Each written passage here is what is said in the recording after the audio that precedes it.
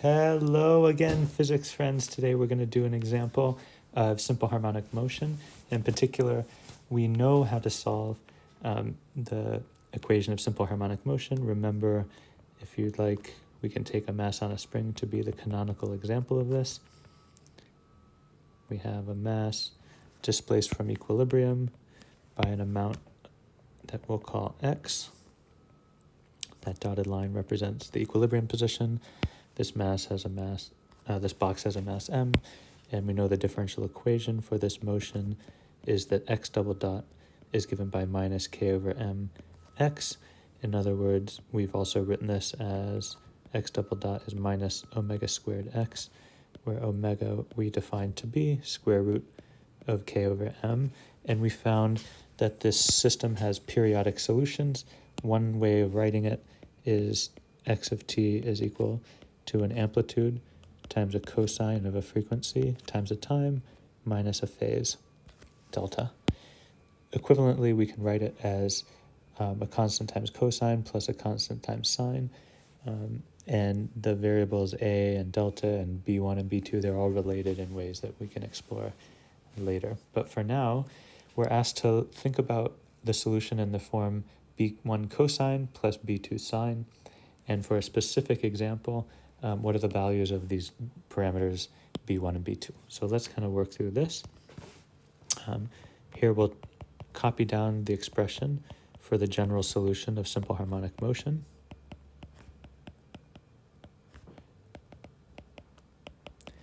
And we are told if the initial position is x naught and the initial velocity is v naught, what are b1 and b2 in terms of those quantities? Well, so if we look at time 0, the position is given by b1 cosine of 0 plus b2 sine of 0. Sine of 0 is 0, so that second term goes away. X at time equals 0, that is exactly what we're calling x naught, and we find x naught is equal to b1. So this parameter b1 is the starting position of the system. And of course, that comes about because cosine of 0 is equal to 1. How about for the velocity? Well, for the velocity, we need to take a time derivative of the position. The cosine becomes a minus sine with a factor of omega out front from the chain rule. The b2 sine term becomes omega b2 cosine. So that's the general expression for the velocity, which is x dot. And if we want to know what is x dot at t equals 0, then we just put in t equals 0. So we have omega b1 sine of 0, which is gone because sine of 0 is 0, plus omega b2 times the cosine of 0, which is unity. Okay, this velocity at t equals 0 is what we call v naught, and we see that that's equal to omega b2. So we can say b2, that other constant, is simply the starting velocity divided by the angular frequency of our system. So we now have expressions for b1 and b2 given initial conditions, x naught and v naught, and the resonant frequency of the system. So that's part A. In part B, we're asked to give numerical values for the b1 and b2 terms for specific values of the starting parameters and specific values of the mass and spring constant. So let's see how that plays out. First, we recall the definition of omega as root k over m. So here we say omega is root k over m. K is 50 newtons per meter. M is a half of a kilogram. And when you play that out, you find square root of 100 or 10 radians per second for omega. Very good. And next we're asked for b1 and b2. Well, b1 we already solved for, and we found it was x naught. So here the starting position is 3 meters. So that's our value for b1. For b2, we need to know both the starting velocity and the angular frequency. And we're told both of those here. We're told the system starts with a velocity of 50 meters per second. We know it has an angular velocity of 10 radians per second. So we have a total value for b of 5 meters. So we can write the position as a function of time in the general way as 3 times the cosine of 10t plus 5 times the sine of 10t, where t here is in seconds. And this specifies the position for all time of that system. We're asked to draw a sketch of this, and I find it challenging to draw sketches in this with a function in this form, but I like to think about the function written in this form, because then there's a single trig function to draw, and we can think about where it peaks, where the valleys are, where the zeros are, and where the y-intercept is. Okay, so how are delta and a related to the b1 and b2 terms? Well, the first thing we can determine is that this delta angle is related to b1 and b2 through the arctangent.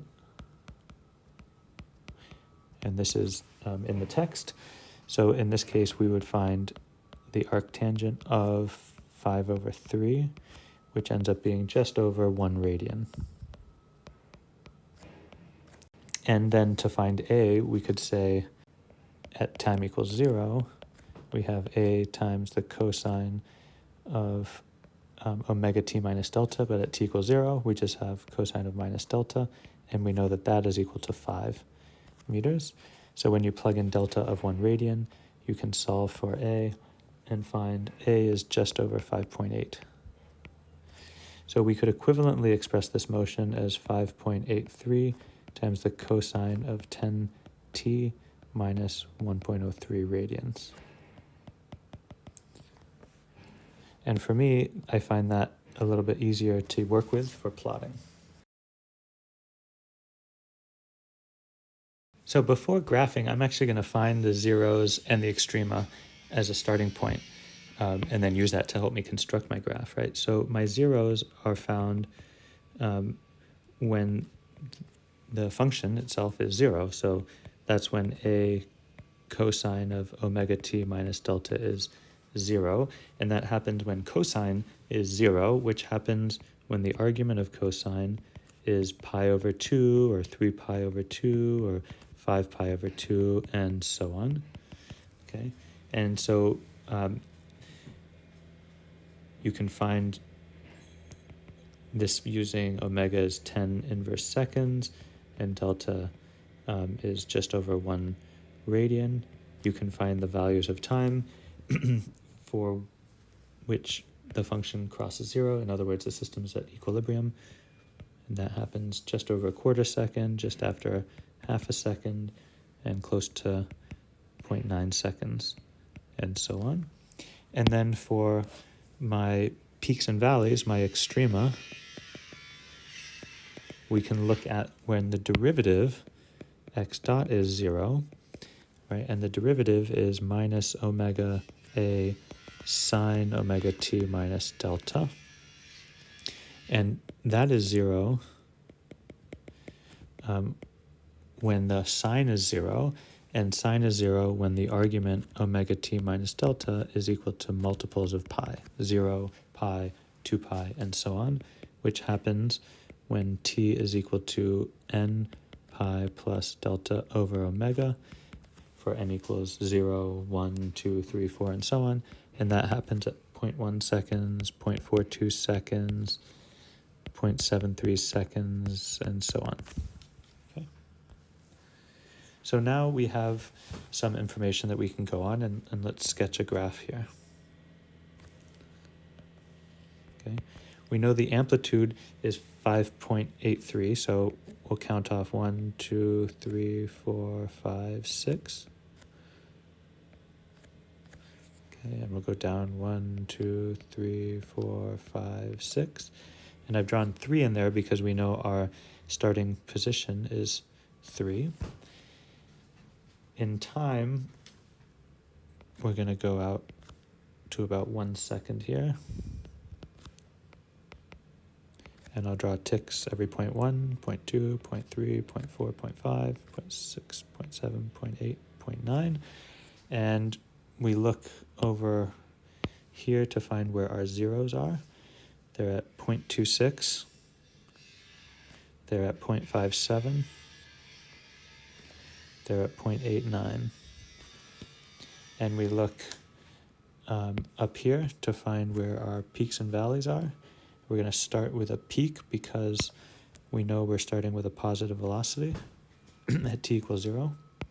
So we're going to have a peak first. And our first peak is at 0.1.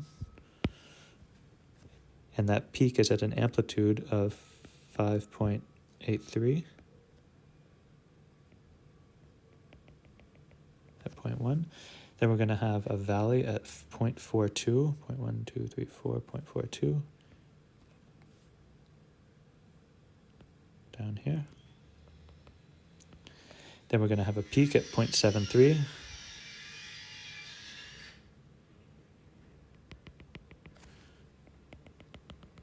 Like this, and so on.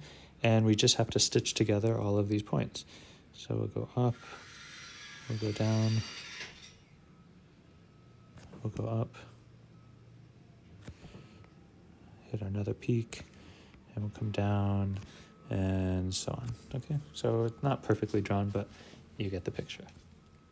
So here, basically, all we're trying to do is understand how to apply initial conditions to a general solution of the harmonic oscillator. And we specified how you write the initial conditions in terms of these B1 and B2 in general for an arbitrary initial position and velocity. And then we did it for specific values of initial position and velocity. And we found the resonant frequency, how that depends on the spring stiffness and the mass of the object. And we're able to draw a plot of the position as a function of time, which I see I have neglected to label. This is a plot of x of t as a function of time. Yeah, so I think that is about it for this example. So we'll have more in store, but for now, take care and be well.